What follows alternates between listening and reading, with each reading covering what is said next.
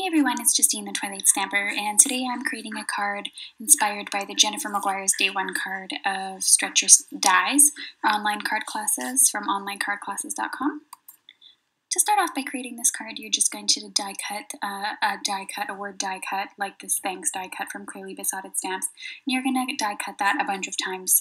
I used Nina Solar White 80-pound cardstock for this, and then I glued it using my Tombow mono glue and created a background paper. I simply placed down the die cuts in the middle, on an angle, and then I just added one after the other and created about a centimeter or so of space in between each one, or half an inch.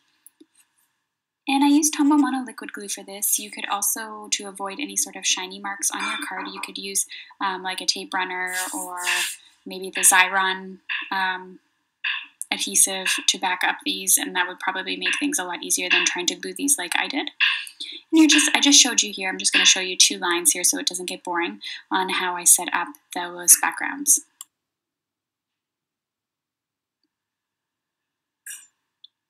You could also save some time by cutting off the edges that hang over and use those as a part of your background. I apologize, I had originally heat embossed this with white embossing powder using the stamp in the left-hand corner. I have all of the stamps and links in the description of this video as well as on my blog, so if you wanted to know how to get that, you can. All I did was stamp and Versamark, add some white embossing powder, and heat emboss that. I added a trim of gold shimmer trim from Close to My Heart, and the reasoning behind this was when I added my white base, which was that thanks base, next to the white embossing powder, it got lost. Okay, so the next thing I did was I used some Tombow mono adhesive and I glued on my card base. I ended up gluing it, or actually making the card base in the beginning of the video quite a bit bigger than the actual card I would need it for, because when I wanted to cut it, I wanted it to look natural and not like I had placed the thanks in a patterned way or in a preconceived way. So I just went on around and I trimmed the edges of that card. After I finished trimming that out and everything, I grabbed the Vintage Flowers stamp from Altenew, and this is my very first stamp set from Altenew, and I was really, really impressed with the details of this stamp. So these are multiple stage stamping flowers, so it means that you stamp one part of the flower, then another part in a darker color, another part in a darker color. And so I'm just going through with various shades of color. These are Memento Dewdrop inks. I have the pack that I used listed in the description below, as well as a link is where you can get that. And I'm using at the moment a very light green called New Sprout and a very light pink, I believe it's called Angel Pink. And I'm just going along with these and I'm inking up the stamps that I want to use. I stamped them onto a piece of 80-pound Nina Solar White cardstock, and then I wanted to go in and I wanted to put in the next layer of stamps. So I went in with a darker green and a darker pink this time. Of course, you can do all of these stamps separately and you don't have to put them in a row like I did with the Fiskars press. I just really wanted to save some time and do it this way. Here I accidentally had the stamp on the wrong way, so I had to go back in and stamp that afterwards. And anyway, I really love the way that these turned out. I think they're really beautifully detailed, and I'm kind of disappointed that I didn't end up using 3 different tones for the flowers, because I just went in with the 3rd level of stamping, you could say, and I stamped that in that light color once again, which I thought in those areas would darken it a shade as well, which it did, but I think it would have been overall more effective when in doing a 3rd tone of ink color.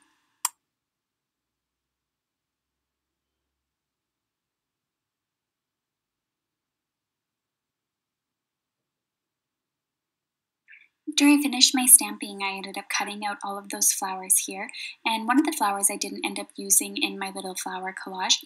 I used some 3D foam tape to attach these to my card. I'm using 3D foam tape from Close to My Heart. It's my favorite because it peels off really easily, and I really like the thickness of it. I've been struggling to find a cheaper sort of alternative to 3D tape because I use so much of it, but this is by far my favorite so far.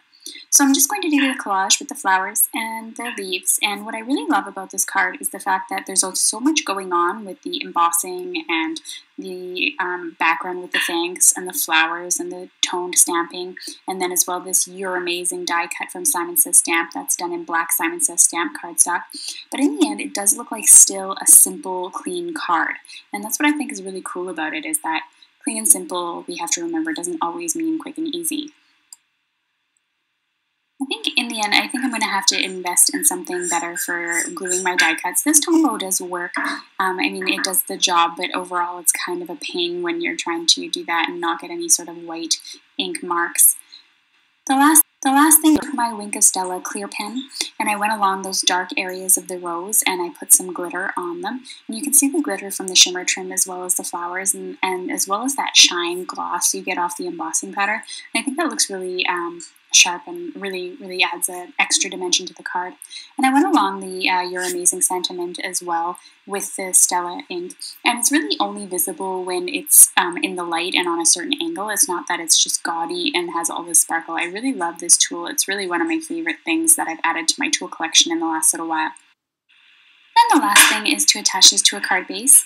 My original plan was to do a black card base for this card, and I ended up deciding to just keep it clean and simple and white. And I had done a 4 1/4 by 5 1/2 top folding card, and that was done on 110 pound white solar or Nina Solar white cardstock, and that's my favorite card base to use at the moment as well, because I think it really stands up on its own really well, and you don't have any issues as far as it staying open or anything like that. And so I just held that down for a moment, and that is the end of my card tutorial today. So I hope you enjoyed this, and you'll consider signing up for Stretch Your Dies class at onlinecardclasses.com.